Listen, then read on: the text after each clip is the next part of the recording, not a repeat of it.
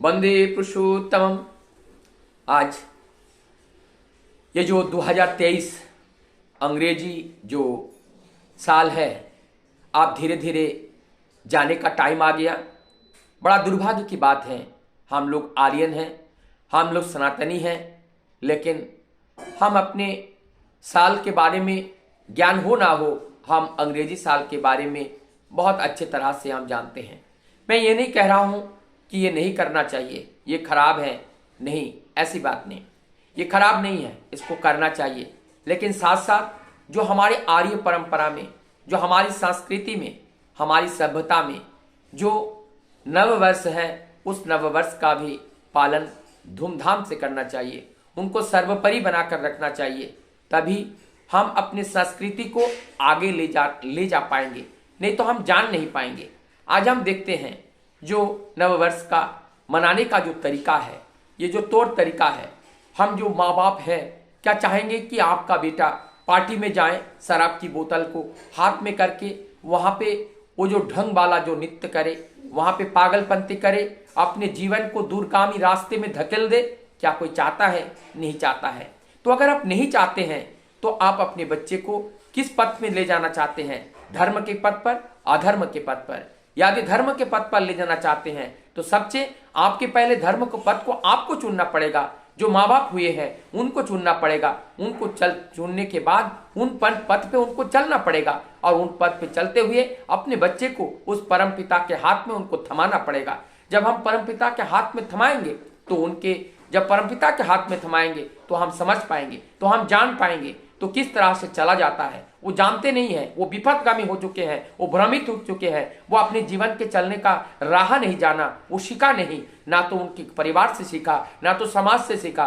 वो ये कि जो है पथ भ्रांति हो गए, पथ भ्रांति हो गए, वो पथ भूल गए, और पथ भूल करके वो विपथगामी हो गए। तो हम लोगों की जरूरत है उन विपथगामी से उनको सुपथगामी कराना है, और सुपथगामी करने के लिए हम सबको संघर्ष करना है, हम सबको घर घर में जाना है, हमको काउंसलिंग करना है। जो लोग इस तरह से कृतकारी कर रहे हैं और उनके साथ हमें मिलना है, उनके साथ हमें दोस्ती करना है, और दोस्ती करके उनको जीवन को बचाना है, नहीं तो ये जीवन अधरे में चला जाएगा। आज हम लोग देख सकते हैं हमारा बच्चा किस तरह से खराब हो रहा है, पतन कैसे हो रहा है।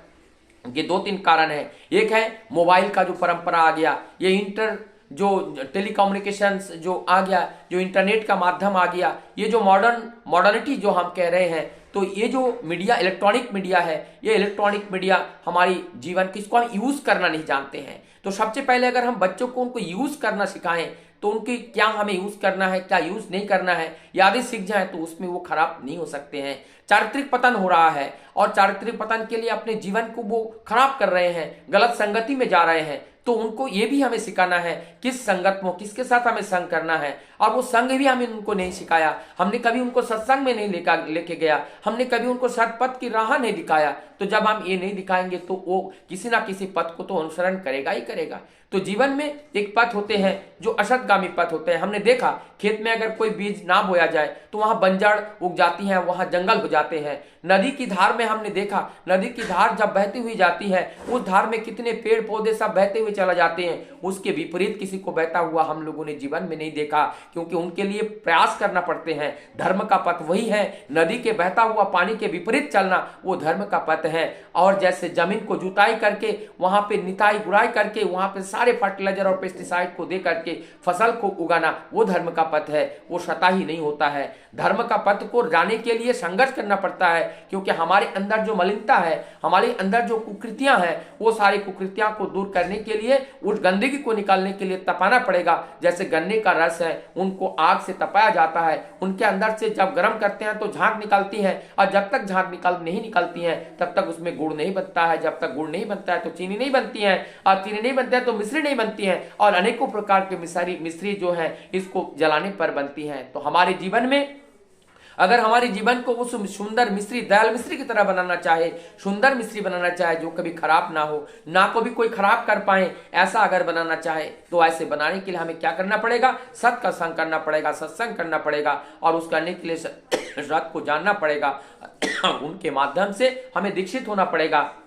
हमें अपने जीवन को चालू करने के लिए, हमें अपने जीवन को चलाने के लिए शत पथ शत राहों को अनुसरण करना पड़ेगा। इसके लिए जरूरत है माता पिता को सही समय पर कि अपने संतान को उस परम सत्य के राह पर चलने के लिए उनको प्रेरणा दे, चलने के लिए उनको राह दिखाए और चलने के लिए उनको प्रभु के हाथ में उनको थमा दे। तभी हम अपने जीवन में सुख शांति के अधिकारी हो सकते हैं, नहीं तो जीवन में सुख प्राप्ति संभव नहीं है। क्योंकि पारिवारिक सुख अगर नहीं मिला, और पारिवारिक सुख आती है अपने परिवारजनों से, और ये परिवारजन को अगर हम एक नारी हैं, हमने अपने पति को परमपिता के पद पर नहीं चला पाए, हम एक बाप हैं, हमने अपने संतान को अगर परमपिता के पद में नहीं चला पाए, तो हमारा जीवन बेकार है। हमारे पूरा परिवार और समाज को प्रभु के पद में जब तक नहीं ले जा पाएंगे, तब तक ये समाज में सुख शांति और समृद्धि नहीं आएगी, और जीवन में जो आत्मीय सुख है उसकी प्राप्ति नहीं होगी। सबको मेरा